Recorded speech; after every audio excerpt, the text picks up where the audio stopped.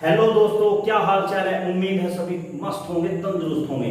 दोस्तों 10th class का most important topic प्रकाश का अपवर्तन लेके आया हूं कि प्रकाश का अपवर्तन क्या है और प्रकाश के अपवर्तन के नियम बताइए। मोस्ट इंपोर्टेंट टॉपिक है, इसे समझते हैं बहुत सरल भाषा में। क्या है प्रकाश का अपवर्तन? सबसे पहली बात है, अपवर्तन क्या है। अपवर्तन क्या है देखिए, जब प्रकाश की किरण एक माध्यम से दूसरे माध्यम में जाती है तो वो अपने मार्ग से विचलित हो जाती है। जब प्रकाश की किरण एक माध्यम से दूसरे माध्यम में जाती है, दूसरे माध्यम में जाती है तो वह अपने मार्ग से विचलित हो जाती है, अपने मार्ग से विचलित हो जाती है। तो प्रकाश की यह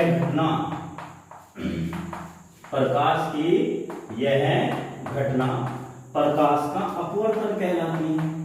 प्रकाश का अपवर्तन कहलाती है। इसे थोड़ा चित्र की सहायता से समझते हैं कि जब प्रकाश की किरण एक माध्यम से दूसरे माध्यम में जाती है तो वह अपने मार्ग से विचलित हो जाती है। प्रकाश की यह घटना प्रकाश का अपवर्तन कहलाती है। मान लो हम दो माध्यम लेते हैं। ये माध्यम है आपका वायु का, यानी यहां पर माध्यम हो गया विरल माध्यम।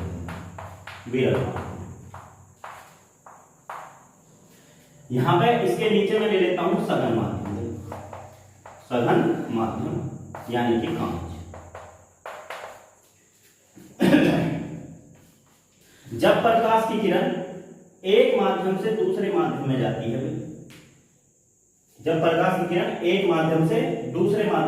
है, तो वह अपने मार्ग से विचलित हो जाती है। ये हमने डेफिनेशन में पढ़ा है।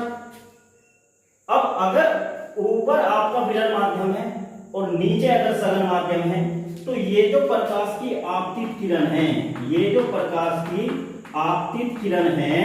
ये अपने मार्ग से विचलित होगी और अब सीधी जाने की बजाय अभिलंब की ओर झुक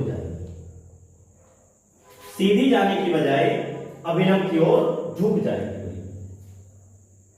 ये क्या है? ये अभिलंब है। और ये जो है ये बिंदु होता है आपका, जिसे हम आपतन बिंदु भी कहते हैं। ये जो प्रकाश की किरण है अभिलंब की ओर जो झुकी है, इस किरण को हम अपवर्तित किरण कहते हैं।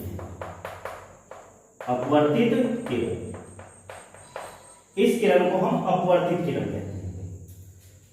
आपतित किरण और अभिलंब के बीच में जो कोण बनता है भाई, इसे हम आपतन कोण कहते हैं।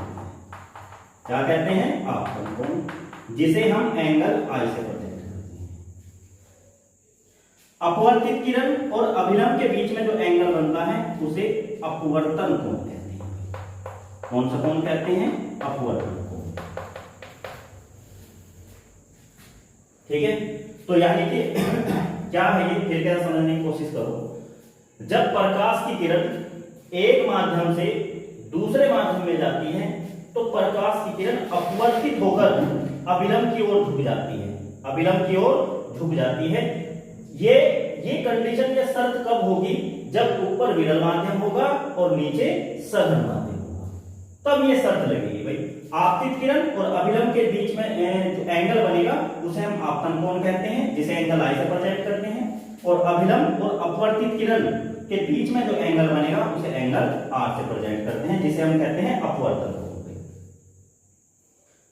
ठीक है, इसकी दूसरी शर्त क्या है? ये तो पहली शर्त है भाई। पहली शर्त क्या है कि ऊपर विरल माध्यम है और नीचे सघन माध्यम है, तो प्रकाश की जो किरण होगी वो अपवर्तित होकर अभिलंब की ओर झुकेगी। अब सेकंड शर्त क्या लेते हैं भाई? सेकंड शर्त लेते हैं कि मान लो सपोज करो प्रकाश की किरण यहां से पड़ी इस पे, एक माध्यम से दूसरे माध्यम में जाएगी। हम इसके माध्यम थोड़ा चेंज कर देते हैं। ऊपर जो है सघन माध्यम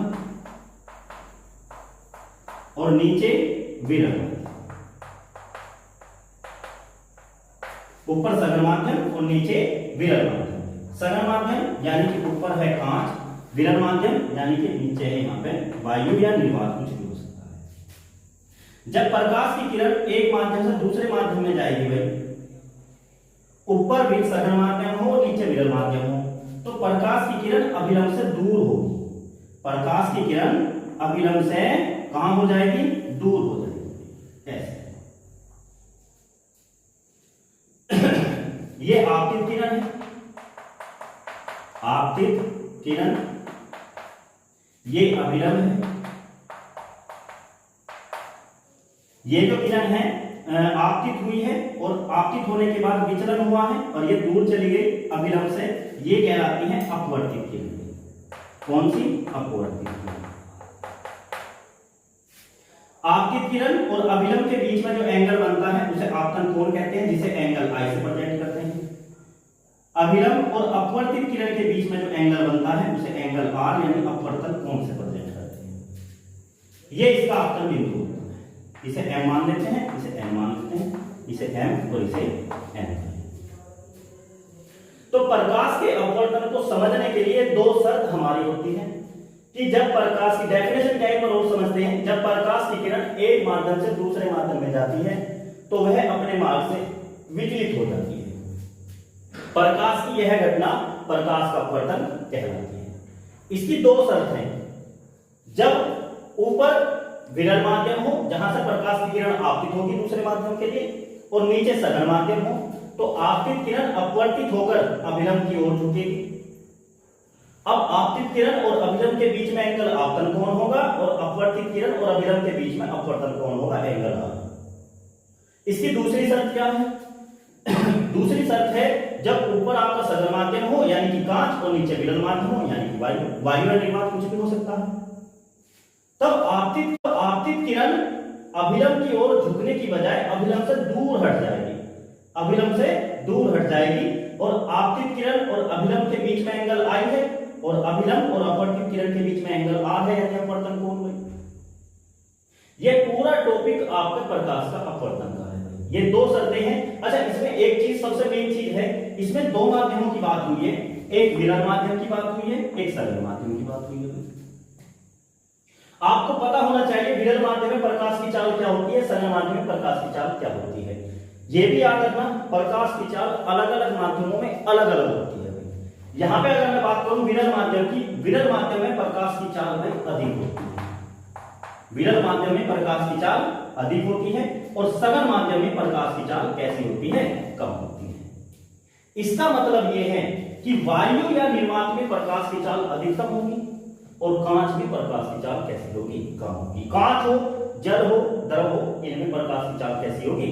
कम होगी। यह भी बहुत इंपॉर्टेंट है कि सघन माध्यम में प्रकाश की चाल कितनी होती है, विरल माध्यम में प्रकाश की चाल कितनी होती है, या जल में प्रकाश की चाल अधिक होगी, या कांच में प्रकाश की चाल अधिक होगी, या वायु में प्रकाश की चाल अधिक होगी।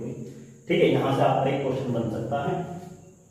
अब बात करते हैं भाई प्रकाश के अपवर्तन के नियम के बारे में। उम्मीद है आप ये सभी समझ पाए होंगे। अब बात करते हैं प्रकाश के अपवर्तन के नियम के बारे में। चलो, प्रकाश के अपवर्तन के नियम करते हैं भाई, क्या होते हैं प्रकाश के अपवर्तन के नियम। चलिए, सबसे पहली बात है यहां पे है प्रकाश के अपवर्तन के नियम। चलो, प्रकाश के अपवर्तन के नियम करते हैं। देखिए, मान लो यहां से हमने एक माध्यम ले लिया m और n, हम यहां से लेते हैं। प्रकाश की किरण हमने एक माध्यम से दूसरे माध्यम में ले जाएंगे प्रकाश की किरण। तो भाई मान लो प्रकाश की किरण अभिलंब की ओर झुक रही है क्योंकि ऊपर हमने मान लिया यहां पर विरल माध्यम है और यहां पर मान लिया हमने सघन माध्यम। तो प्रकाश की किरण अभिलंब की ओर झुकेगी। प्रकाश की किरण अभिलंब की ओर झुकेगी। ये कौन सी किरण है? आपतित किरण है। आपतित किरण, ठीक है। ये क्या है? ये अभिलंब है। ये अभिलंब है। जो प्रकाश की किरण विचलित हुई है दूसरे माध्यम में जाके, वो अपवर्तित कहलाएगी। अपवर्तित किरण। ठीक है, यहां पे एंगल आपतित किरण और अभिलंब के बीच में एंगल आई, यानी कि जिसे हम बोलते हैं आपतन कोण। आपतन कोण। अभिलंब और अपवर्तित किरण के बीच में जो एंगल बनता है इसे एंगल आर बोलते हैं, जिसे हम बोलते हैं अपवर्तन कोण। अपवर्तन कोण। ये आपतन बिंदु है भाई, ये क्या है? आपतन बिंदु। तो प्रकाश के अपवर्तन का जो पहला नियम होगा भाई, पहले नियम के बारे में बात करते हैं। देखिए, आपतित किरण, अपवर्तित किरण तथा आपतन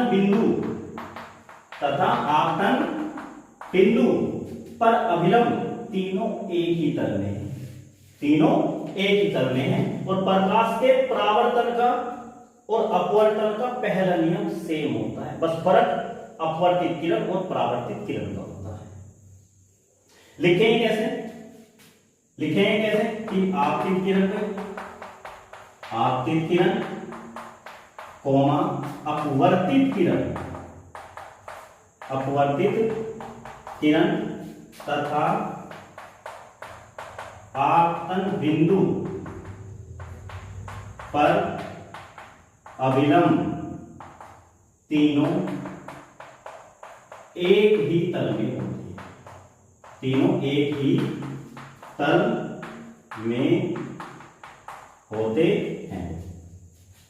रटने वाली कोई बात नहीं होगी, चित्र याद रखो, नियम लिखो कि आपतित किरण कोमा अपवर्तित किरण तथा आपतन बिंदु पर अभिलंब तीनों एक ही तल में होते हैं। चित्र बनाओ, नियम लिखो, डेफिनेशन लिखो।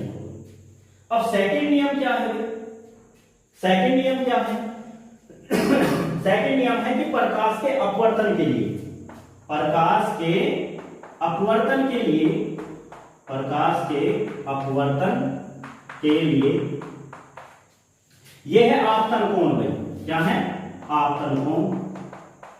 आपतन कोण की जिया, जिया का मतलब है साइन आई।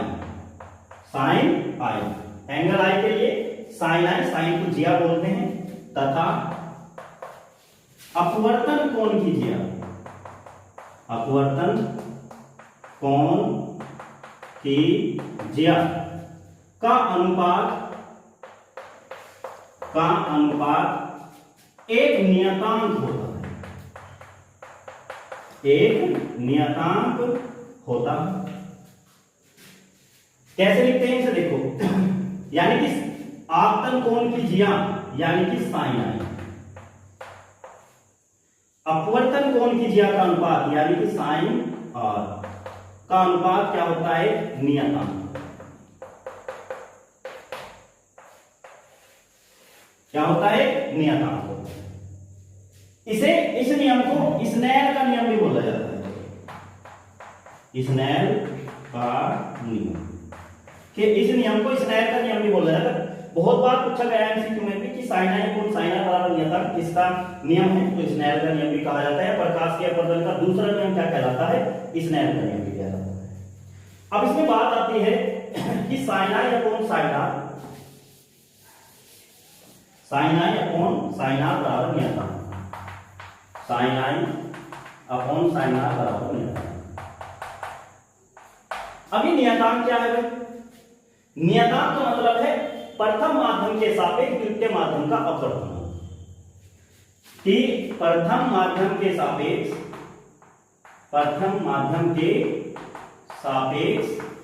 द्वितीय माध्यम का अपवर्तन। इसका मतलब ये है, मान लो प्रथम माध्यम को मैं यहां पे 1 मान लेता हूं और द्वितीय माध्यम को यहां पे 2 मान लेता हूं। तो प्रथम माध्यम के सापेक्ष यानी 1 एंड 2, क्योंकि अपवर्तनांक को n से प्रेजेंट करते हैं, बराबर फॉर्मूला क्या बन गया आपका? साइन आई अपॉन में साइन। तो ये हमारा सूत्र बन के निकला कि प्रथम माध्यम के सापेक्ष द्वितीय माध्यम का जो अपवर्तनांक होगा वो साइन आई अपॉन में साइन आर होगा। ये प्रकाश के अपवर्तन का दूसरा नियम है। पहला नियम हमने कर लिया, दूसरा नियम कर लिया। उम्मीद है आपको बेहतरीन तरीके से समझ में आया होगा। नेक्स्ट वीडियो इससे भी इंपॉर्टेंट होगी, तो आप सभी अगर वीडियो आपको अच्छी लगी हो तो प्लीज लाइक करें, सब्सक्राइब करें, शेयर करें और कमेंट करें, जिससे मुझे एनर्जी मिलेगी